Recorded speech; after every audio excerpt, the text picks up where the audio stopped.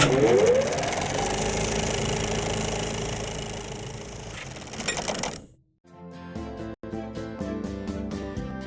of traditional talk? People pontificating about this or that, the left or the right. Sometimes the truth is just all lost in the noise. Having learned life lessons the hard way, Chuck Gallagher, international speaker and author, cuts through the noise to share truth through transparency. Nationally known guests talk about what's important to you, your life, your concerns, and your success. So tune in, turn on to Straight Talk with Chuck Gallagher. Now, here's your host, Chuck Gallagher.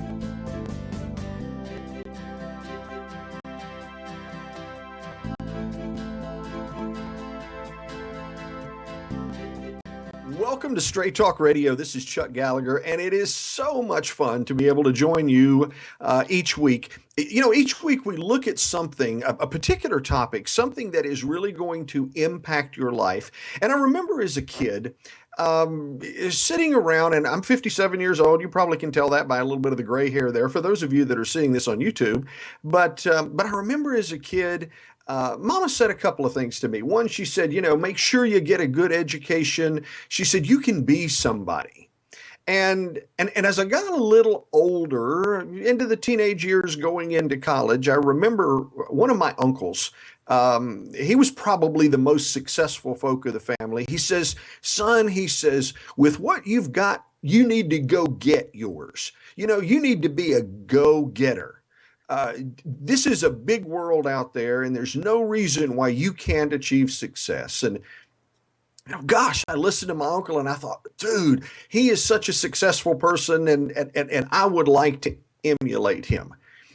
And I'm not saying that in his generation, with the concept that he was reared in and where he came from, that it was bad advice. But it's different advice than what we see today. And I guess it goes back to a comment that most everyone quotes, which is from Zig Ziglar. If you help enough people get what they want, you'll get what you want. And it's almost as if, at least from what I see, that my kids' generation, I guess the millennials, that younger generation, and perhaps the generation behind them, sees things different than this old baby boomer here. And I'm really thrilled today to be able to have as a guest on the show Bob Burg. Bob is a masterful speaker, well sought out, speaks to leadership and sales conferences from people from 50 folks in an audience to 16,000. He has shared with notables including today's thought leaders, broadcast personalities, Olympic athletes, political leaders, including a former president of the United States. And he's authored a book that is absolutely one of the bestsellers, and from the time it came on the market, has hit the New York Times bestselling list and stayed there, which is an amazing thing, called The Go-Giver. And Bob, I want to say first, it's great to have you on the show today. Thank you for taking the time. And, let's spend a little bit of time talking about kind of how did you get this concept of the go-giver, and give us a little feel for you and how that all kind of came about.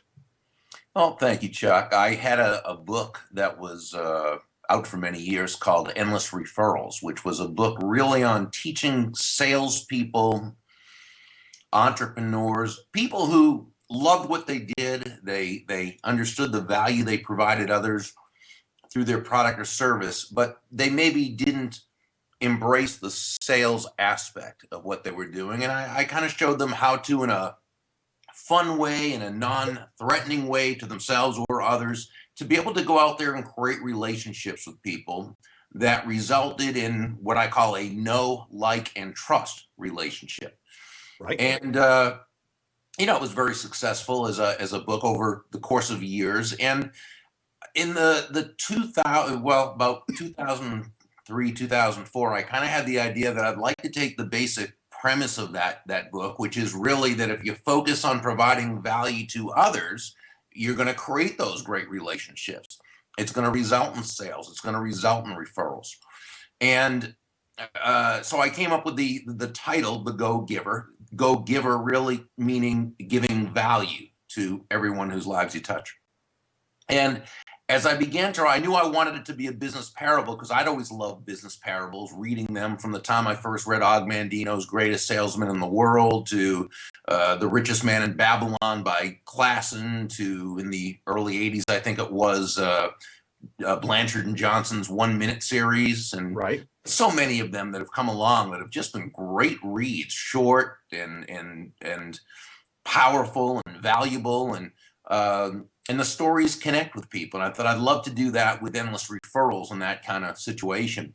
So I began to write The Go-Giver, and it took me all of about a minute to understand that there's a huge difference between writing a how-to book, which Endless Referrals was, and writing a business parable or fable, which is a work of fiction, essentially. Even though there were things in there that many things in there that were real and that happened, it was still a work of fiction. So I had been submitting articles and writing for a magazine for a couple of years, and the managing editor there was John David Mann, who is brilliant. I knew he was a great writer. He was a fantastic editor, but I also knew he was the man behind a couple of stories that had come out in his industry, and people kind of in the know knew how brilliant he was. And I thought I would love him to be the actual lead storyteller and lead writer for this, because I knew he could just work magic with it. And with me, it wasn't going to be, it's not that writing a parable was outside my comfort zone. That's fine. But as John Maxwell would say, it was outside my strength zone. It wasn't Okay. right? So John fortunately said yes. And we worked on it together and wrote it. And that's really how it came about. That's fascinating. And listen, I've got to say this to you before we get too far into The Go-Giver. Your book, Endless Referrals, has touched a lot of people. Years back from, gee whiz, the early 1993 until 2008, outside of some of the work that I was doing in speaking, I also happened to work a large sales team in different places across the country. And one of the requirements, I picked up, I think 20 or 25 copies of Endless Referrals. And in one of the training classes, it was required reading. Wow. And it was really fascinating to watch what happened. Now, as you know, in sales organizations, you're going to lose some people because they just have a fear of prospecting and creating that business. But for the people that were truly suited as salespeople, Endless Referrals really did make a difference. And so I need to thank you for that. I've never had the opportunity to do that, but your book helped enrich my life a bit with the overrides on that, and I'm deeply thankful. So it's kind of it's kind of cool to be able to have you on the show. So I started off by making this comment about what my uncle told me, go get them, and go giving seems to contradict traditional wisdom. So was that intentional? Well, the title contradicts traditional wisdom in that it's not intuitive to, for a book to be titled The Go-Giver, because it does kind of run opposite on the surface, but it's really not opposite. And here's the reason. See, I believe that the advice your uncle gave you was excellent advice. We've just got to really understand what it means to be a go-getter. See, a go-giver is someone who focuses on creating value for others. They are other-focused as opposed to I-focused or me-focused, okay? A go-getter is someone who takes action. That's what being a go-getter is. You've got to be a go-getter. I mean, you're a business person, certainly, and everybody listening, watching, we're all business people. We know you can have the best ideas, greatest thoughts, terrific intention, but unless action's put into the mix, nothing's going to happen. So I say to people, be a go-getter and a go-giver, but don't be a go-taker. That would be the opposite of a go-giver, a go-taker, because a go-taker is that person who kind of feels entitled, if you will, to take without having added value to the other person. And they tend to be the most frustrated people because they rarely achieve the level of success they feel they deserve. And even those times when they do achieve some success, and they do sometimes, it tends to be short-lived because it hasn't been built on a foundation, on a proper foundation. So when we say go giver, we're simply talking about that person who has learned, or perhaps intuitively knew, that shifting one's focus, and that's the key, shifting one's focus from getting to giving, meaning constantly, consistently providing value to others, that's the person who accomplishes the most. But definitely, like as your uncle said, be a go-getter too, because you can't just think about it, you've got to do it.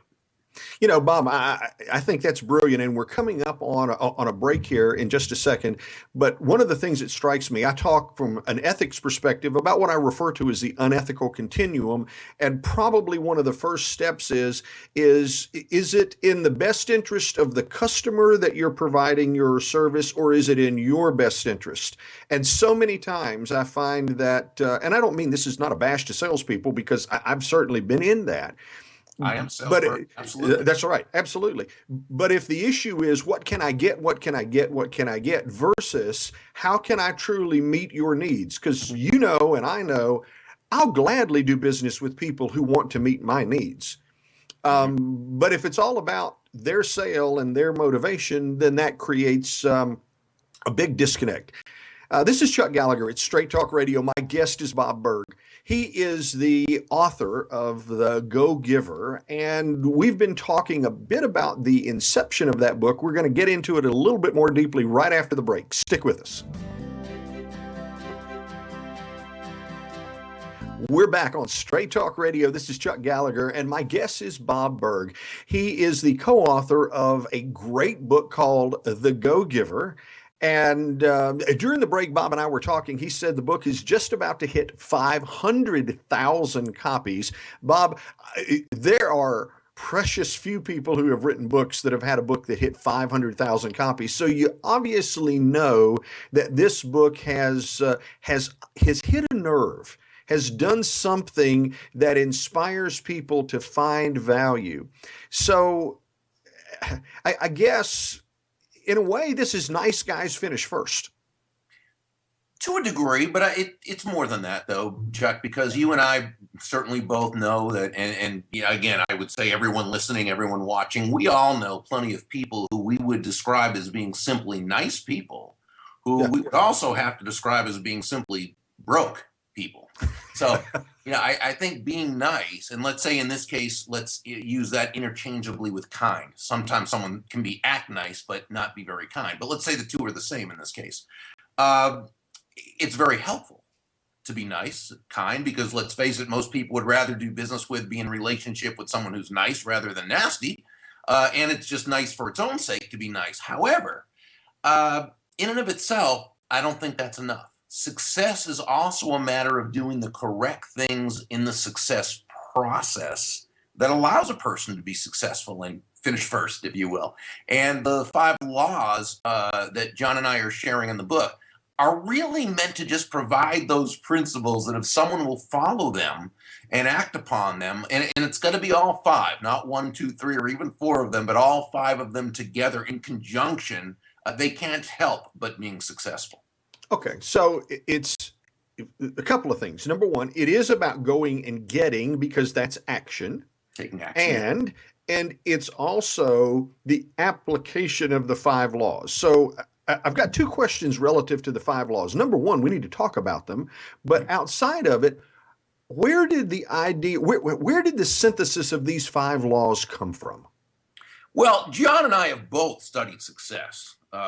And, you know, we've been entrepreneurs, and we've done things that didn't work and things that did work, and so forth. And so when we got together for the writing of this, we compared a lot of notes from our lives. And, you know, there are certain things that people have done that has made success predictable. Other things they've done that are sort of, you know, might work sometimes, don't work other times. And so what we wanted to do is put those principles that have worked in market-based economies for as long as people have willingly bought, sold, and traded with each other. So what are those things that if someone will do them, just principle-based, universal law, they have to work, not for any way out there reasons, but because it's practical. This is what works. This is what you can measure this, you know, pretty much against what anyone has done who is very, very successful, and it will hold true. Okay, so of the five laws, the first law you have is the law of value. So explain the law of value. Sure. And this is the foundational one. It's sort of the one upon which the others are built. And the law of value says your true worth is determined by how much more you give in value than you take in payment. Now, when you first hear this, it's very counterintuitive. It's kind of counterproductive sounding, because how do you give more in value than you take in payment and survive in your business? How do you make a profit? Never mind thrive, right? Give more in value than I take in payment. So we simply have to understand the difference between price and value. Price is a dollar amount. It's a dollar figure. It's Okay. finite. It is Right. what it is. Value, on the other hand, is the relative worth or desirability of a thing to the end user or beholder. In other words, what is it about this thing, this product, service, concept, opportunity, idea, that brings such worth or value to someone that they'll willingly, again, it's got to be willingly, free market, willingly exchange their money for this value? Very quick, not story, but example would be that you hire an accountant to do your taxes, and Okay. the person charges you $1,000. That's his fee or his price, $1,000. But what value does he provide in exchange for this? Well, through his diligence, hard work, years of experience, through his willingness to get to know you and what you do, what you're looking to accomplish, he's able to save you $5,000 in taxes. He saves you countless hours of time, freeing you up to do the things you're more qualified to do, can do more productively, or would rather do. He also provides you with the security and peace of mind of knowing it was done correctly. So we can see here, first of all, that while price is finite, value is both concrete in terms of the money saved, but also conceptual in terms of the peace of mind, which holds more value probably than the money itself. So he gave you well over $5,000 in use value in exchange for $1,000 price. And so what happened is he gave you more in value than he took in payment. You feel great. And he made a very healthy profit, which he should. And this happened because, again, we go back to the focus being on bringing value to you, which is why we say that money is simply an echo of value. It's the thunder to value's lightning. See, I love that statement. It's the thunder to values lightning. And I do think it's interesting when you look at the law of value as that foundational value. The fact of the matter is, if I'm able, or you're able, we both happen to be in the speaking business, if we're able to give our customers value beyond just the fee, and I don't know, in New Orleans, Louisiana, they call it lagniappe, just a little bit more. If we're able to do that, the likelihood is because of that value, they will then reciprocate by either referring us or using us again, which creates the success that we're looking for. Right. Exactly. Now, the number two law, the law of compensation. Mm-hmm. Well, this would be simply that your income is determined by how many people you serve and how well you serve them. This takes up from where you just said about being referred to more people. See, where law number one says to give more in value than you take in payment, law number two tells us that the more people whose lives we add this kind of exceptional value to, the more money with which we'll be rewarded. Our accountant in the first example did a great job of giving you more in value than he took in payment. So the chances are you're happy with him. You would do business with him again. You'd refer him to others. His other clients probably feel the same way. So our accountant is very quickly amassing what we call an army of personal walking ambassadors. And as he continues to add that kind of exceptional value to the lives of more and more people, his income will continue to grow and grow, which is why in the story, Nicole Martin, the CEO, tells Joe, the protege, law number one represents your potential income, but it's not enough to just add value, provide value to one person. Law number two represents your actual income. It's how many people's lives you impact. It's interesting, Bob, the how many lives you impact, which is, of course, it's brilliant and it would make sense for you because that really is pulling back into endless referrals. Right. Because the fact of the matter is, if I am in fact providing value and people like the work that I'm doing for them, they will naturally want to share that because, most of us like to think we're pretty smart. And if we come across somebody that's really done a good job, we want to share that information. Just makes us look better. Yeah, exactly. Exactly. Now, I know we're going to come up on a break here in a minute, but before we do that, so let's talk about then the third law, the law of influence. Well, this one says your influence is determined by how abundantly you place other people's interests first. Again, counterintuitive. Perhaps it sounds counterproductive at best, Pollyanna-ish at worst. And yet, think about it. And certainly, you've consulted for so many great leaders and influencers. All the great ones, the great influencers, the great leaders, top influencers, the hugely successful and profitable salespeople. This is simply how they run their lives and conduct their businesses. They're always looking for ways to not only just provide value to others, but to make their win about the other person's win. And yeah, there's nothing when we say place other people's interests first. There's nothing that's self-sacrificial about it. There's nothing that makes you a doormat. There's nothing that you're not supposed to be a martyr. Not at all. It's simply that, again, going back to what we referenced earlier, and as Joe, the protege, learned in the story, all things being equal, people will do business with and refer business to those people they know, like, and trust. Well, Chuck, there's no faster, more powerful, or more effective way to elicit those feelings toward you in others than by stepping outside yourself and focusing on making them winners. Yeah, absolutely. And one of the things I have to say, back in 2006, when I initially joined NSA, one of the things, Bob, that I found was some of the greats were very easy to talk to, number one, and number two, absolutely willing to give of their time to help this young new guy coming on board trying to figure out how to make things work. And I sit back and I look at them, and they're the greats, but they're following this, the law of value, the law of compensation, the law of influence. So I love the book. And we're coming up on a break. This is Chuck Gallagher with Straight Talk Radio. My guest is Bob Burg. He is the co-author of The Go-Getter, or The Go-Giver. I'm thinking of The Go-Getter from what my uncle said. The Go-Giver, which is one of the many books that Bob has written. His newest is Adversaries into Allies, and I highly suggest you take a look at that. And I've already said, endless referrals did change my income because the people that work for me actually can follow the practical aspects of it. Stick with us. We'll be right back with Straight Talk Radio.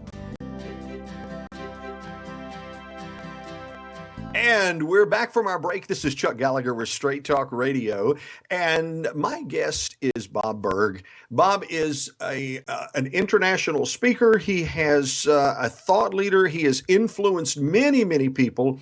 One of the first books that I became introduced to him through was his book called Endless Referrals, which made a dramatic impact in a sales team that I was working. We had a $40 million nut to crack, so to speak. And when people started connecting with those ideas, if nothing else, it made the process a bit easier, and the referrals it came in ways that we had not seen prior to that.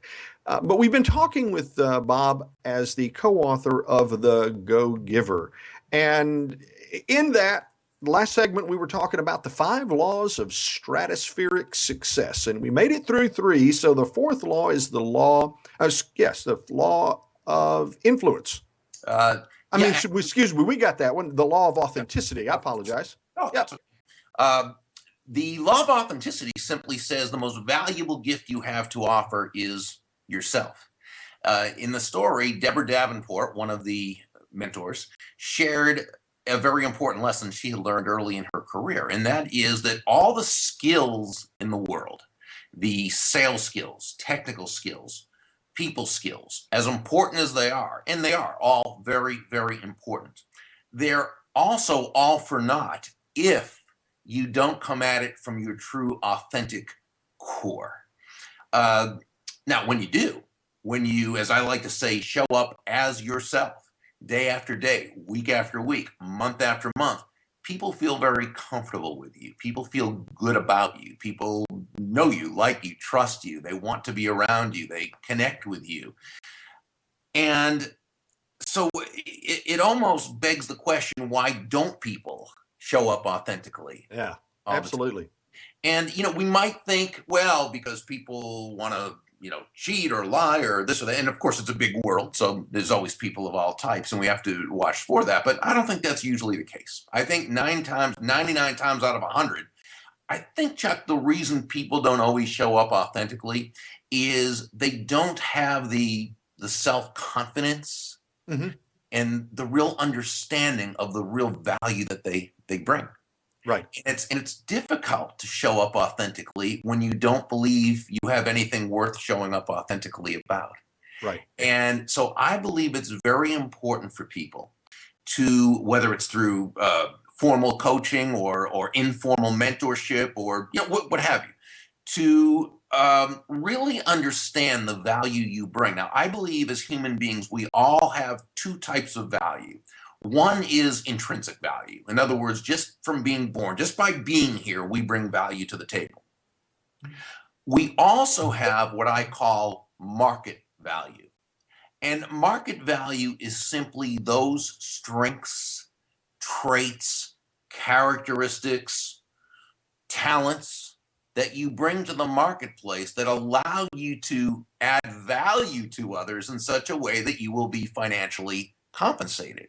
Right. Now, different people bring their own assets of value. It might be one is just a very good listener. They have a knack for, another might have a true knack of emotional intelligence. They might have a huge amount of empathy that helps people feel very comfortable with them in the process. Some people have a gift of numbers. Some people have a gift for connecting other people. Different people bring different gifts, but it's difficult to really understand and appreciate our own gifts sometimes. Why? Because we're human beings. We're too emotionally involved with ourselves to understand what we really, well, let's put it this way. And I know you mentor many people. And I've certainly been in conversation with people who've told me what they were doing. And I said, wow, that's terrific. That's great. And they said, oh, no, everybody knows that stuff, or everybody can do that stuff. And they weren't being falsely modest. They really didn't. They didn't realize how special it was because they've always done it. Or it's something they worked hard at doing and they got good at, but now it's just part of them.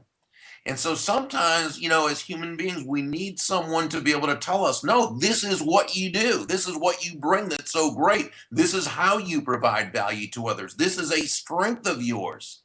And when people start understanding their strengths and they understand the value they bring, it's a lot easier for them to show up authentically.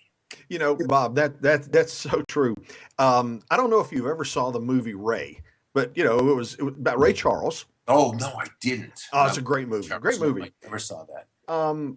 But in the movie, the character playing Ray Charles in the early formative years was sitting down at the piano, and some guy in a recording studio said, "Well, tell me what you can do. Show me what you can do." And he said, "Well, I can do," and he would name some other musician and emulate them.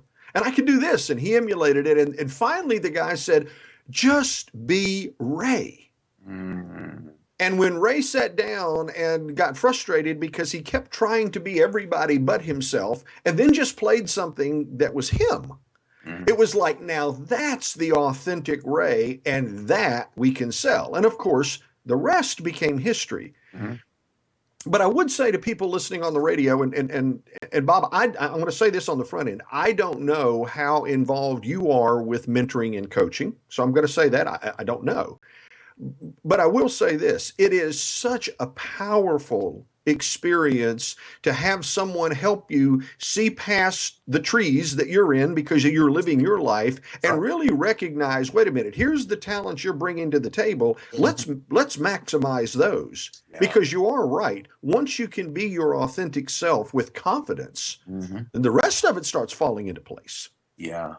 Exactly. And, picking up on something you were talking about with Ray Charles, it in him wanting to not necessarily be others, but play their music. And I often say that we can and we should learn from all people. The sages of old asked, who is a wise person? And they answered, that person who learns from all others. The key is to learn from everyone, learn from all others, adapt their wisdom, but don't adopt them.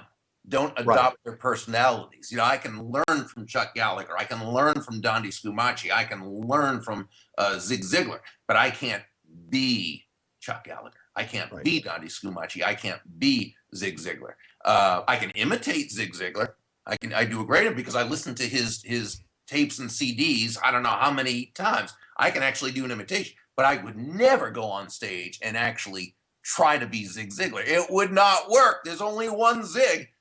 I can only be the best Bob Burg that I can be. And that's what we always need to do. So I always say, adapt, don't adopt. Learn from everyone, but stay true to your authentic core. Okay, so the last of the 5 laws, we've talked about the law of value and the law of compensation and the law of influence and the law of authenticity. The last is the law of receptivity. Explain that. Well, the law of receptivity says the key to effective giving is to stay open to receiving. Late in the story, the main mentor, Pindar, asks Joe, the protege, to breathe out and hold that breath to the count of 30. And I've often done that with my live audiences, and I try it every time too. And I say, let's start now, and raise your hand when you're out of breath, and go. Breathe out, and usually it's like 5 or 6 seconds. Mine definitely goes up 5 or 6 seconds. Everybody else's goes up about 7 or 8, 10. Some are pretty good. They hold it to 15, 16, a few. But you know what? Eventually the hands go up because you can't just breathe out. But even if you were a trained swimmer and could hold your breath for 3 minutes, or breathe out you've got to breathe in. In other words, as Joe understood, you can't just breathe out. You've also got to breathe in. As human beings, we breathe out, but we also breathe in. We breathe out carbon dioxide. We breathe in oxygen. We breathe out, which is giving. We breathe in, which is receiving.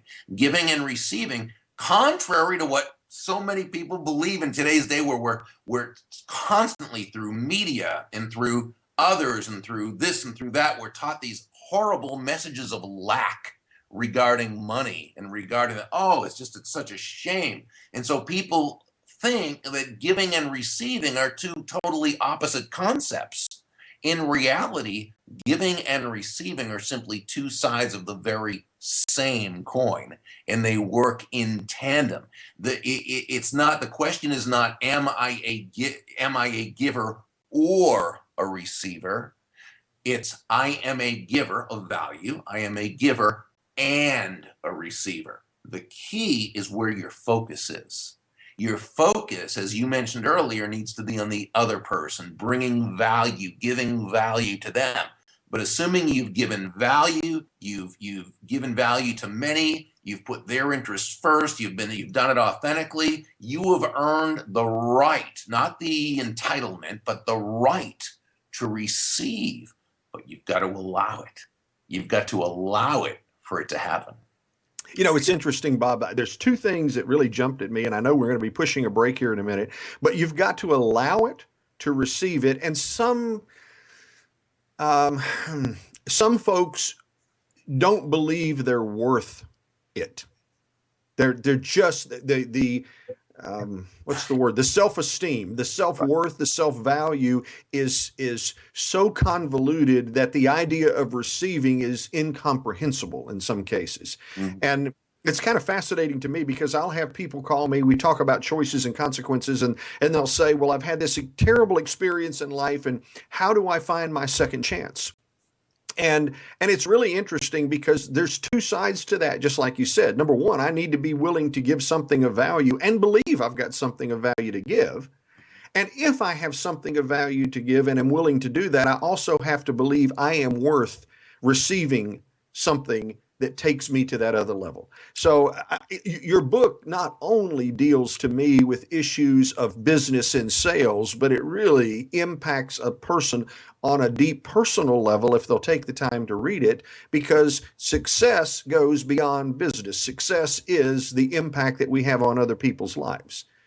Absolutely. Absolutely. And the law of receptivity is the one that people will write and say that that's the one that made the biggest difference because they've had challenges with receiving. Well, we all have. Most of us have. Not all, but most of us have.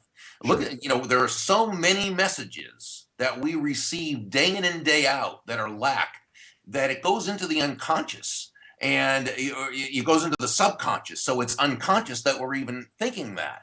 And we know that when the conscious is in battle with the subconscious, the subconscious wins. Subconscious wins. Exactly. So we've got to be able to retrain our brain. And in a sense, the law of value in the story has helped people do that. But there are also books I suggest for people who really have, if they understand that they have a deep-seated issue with self-worth and money, there are books I suggest they read that will help them break through. And maybe after the break, I can name a couple of those books that will help people. That would be great. This is Chuck Gallagher with Straight Talk Radio. My guest is Bob Burg. He is the co-author of The Go-Giver. It is an outstanding book, and we'll be back right after this break.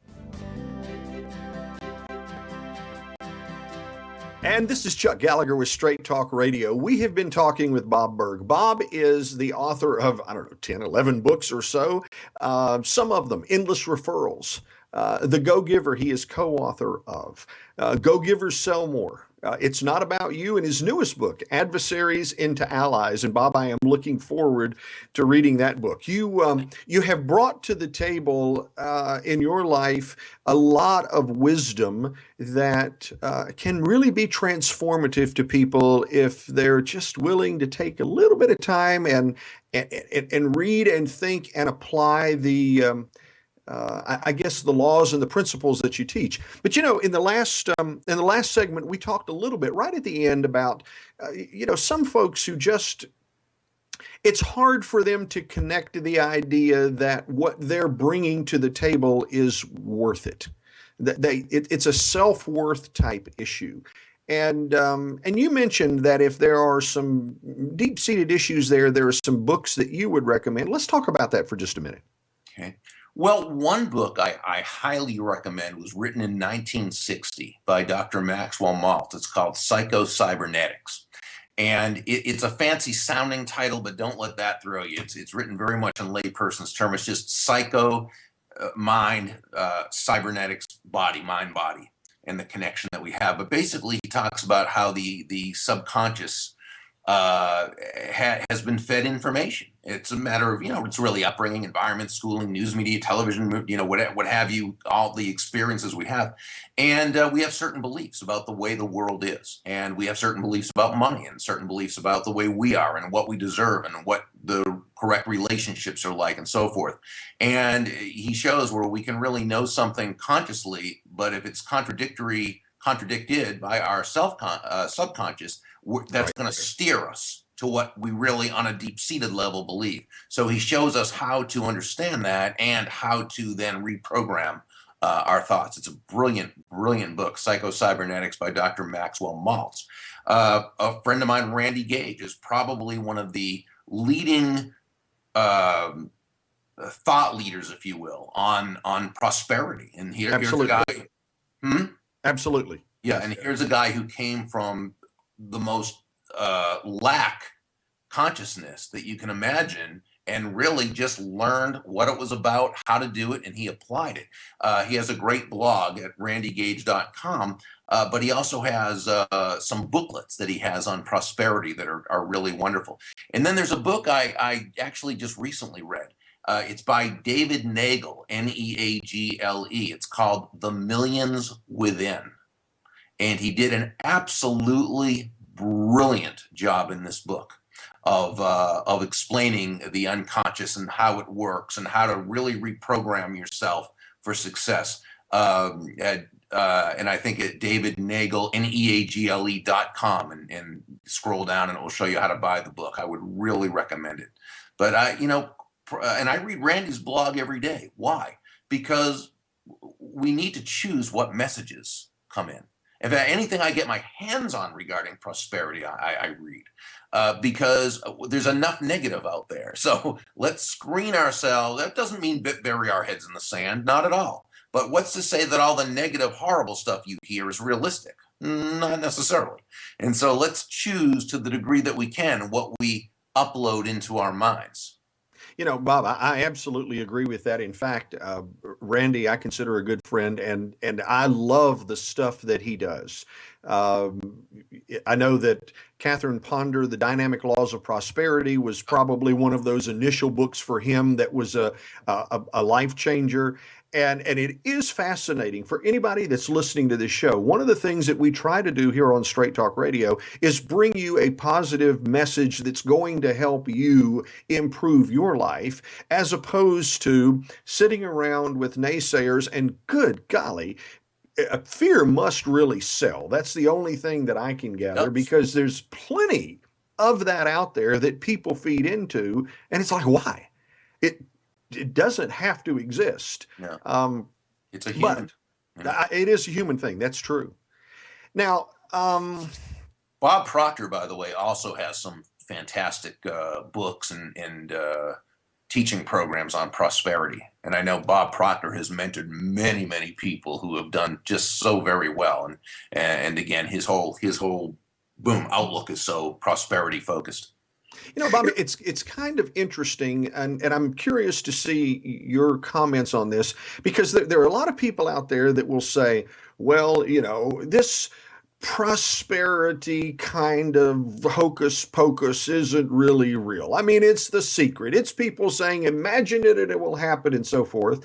But yet, the reality is people who have a prosperity mindset tend to be prosperous. So it's hard to kind of, I don't see how people don't see that. Right. Well, here's the thing. It's because they will look at something like The Secret and they'll say, well, they're focused so much on the thinking because thoughts are, well, all that's true.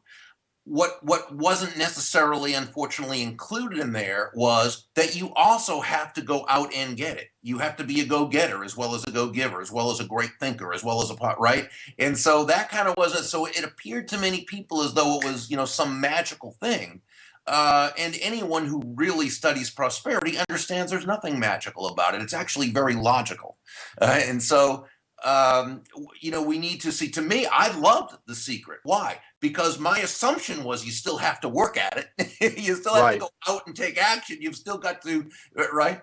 The book, The Science of Getting Rich, written in 1910 by Wallace D. Wattles. I've probably read that book 40 times. One of the best books ever, and it's an easy read. But he says, through thought, things are brought to you. Through action, you get it. You're right. So in other words, thought starts to put, through action, you get it. But again, there's nothing magical about it. But as you're thinking these things, and as you're believing these things, and as what's happening is you're creating the environment for it to happen. It's not magic. It's not hocus pocus. And like you said, there's a reason that people who tend to think very positively and think very abundantly are the ones with abundance. It's very hard to be abundant when you're thinking in lack. That's absolutely true. If you think you don't deserve it, what you think you will attract. So if you think you don't deserve it, you probably don't, or it won't come to you. Right. And you'll do things to make it happen unconsciously, and then it will be a self-fulfilling prophecy. See, I knew that, right? Right. Now, look, in the few short minutes that we have left, I really want to talk just a moment or two about your new book, Adversaries into Allies, and talk a little bit about where people can find it. But tell us a little bit about that. It's kind of a teaser. Well, it's really about mastering a specific skill, one that has just proven itself over and over again to be the difference maker in terms of success. And that's people skills. And the people, those who've mastered people skills, it's been the difference between those who've had great technical skills maybe, but have had either average success or even a legitimate amount of success. but have never been able to just crack that nut wide open. Those people who have people skills, who can go into any situation and can work with people in such a way that they can get the results they want and help everyone to feel genuinely good about themselves, about the situation, about you. These are the people who make huge things happen. These are the people who've attained humongous levels of success through 5 very simple principles in the book. I take people on a step-by-step journey, mostly through short stories, some of them half a page, some 3 pages, and help them work through the situations that we all go through when it comes to dealing with those difficult other people, and how to just take potential enemies and turn them into friends. Turning enemies into friends, go giving and go getting. My guest has been Bob Burg. Bob, it's such a wonderful opportunity to have you on the show. If you want to know more about Bob, go to burg.com, Burg.com. That is as easy as it gets. He has a wonderful report that you can get. You can sign up for it on the website. His books are featured there. And certainly, if you're interested in Bob coming to speak to your organization and work with your organization, it can be transformative. Bob, thank you for taking the time. The Go-Giver is an awesome book, and I am so thrilled that that it's hitting that 500,000 mark. That's just awesome. Thank you so much. So great to be on your show. Thank you for all you do. Well, it's my pleasure. This is Chuck Gallagher with Straight Talk Radio. And remember, every choice you make in life has a consequence. So let's make those choices that are empowering and move us towards success. Again, this is Chuck Gallagher with Straight Talk Radio. Join us next week. You've been listening to Straight Talk with Chuck Gallagher. Tune in each week on TransformationTalkRadio.com each Monday at 2 p.m. Pacific, 5 p.m. Eastern, as Chuck Gallagher, international speaker and author, cuts through the noise to share truth through transparency. Nationally known guests talk about what's important to you, your life, your concerns, and your success. Visit ChuckGallagher.com for more information and turn on to Straight Talk with Chuck Gallagher.